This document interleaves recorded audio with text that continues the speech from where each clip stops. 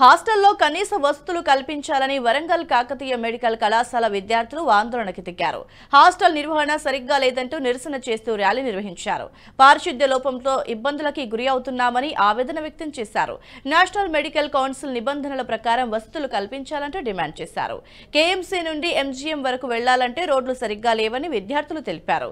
ఉన్నతాధికారులు చొరవ తీసుకుని సమస్యలు పరిష్కరించాలంటూ కోరారు. రోజు మా మెడికల్ విద్యార్థులు పీజీలు కలిసి రోడ్ ఎక్కడానికి కారణం మా రోడ్లో ఉన్న దీన పరిస్థితి. ఈ రోడ్ల కోసం మేము ప్రతి ఆఫీసర్ని కలిసాము.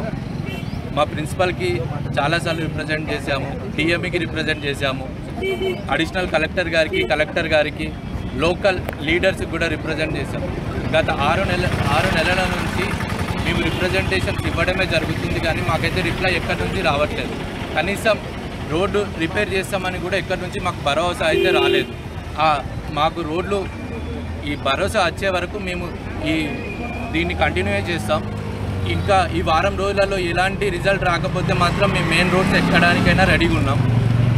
మినిమం ఈ వీడియో మీకు నచ్చినట్టయితే లైక్ చేయండి, 10 మందికి షేర్ చేయండి. అలాగే కామెంట్ల రూపంలో మీ అభిప్రాయాలను మాతో పంచుకోండి. Nationalist hub group of channels ను సబ్స్క్రైబ్ చేసుకుని తెలుగునాట జాతీయవాద జర్నలిజాన్ని ప్రోత్సహించండి. ఈ వీడియో కింద ఉన్న బెల్ ఐకాన్ పై క్లిక్ చేయడం మర్చిపోవద్దు.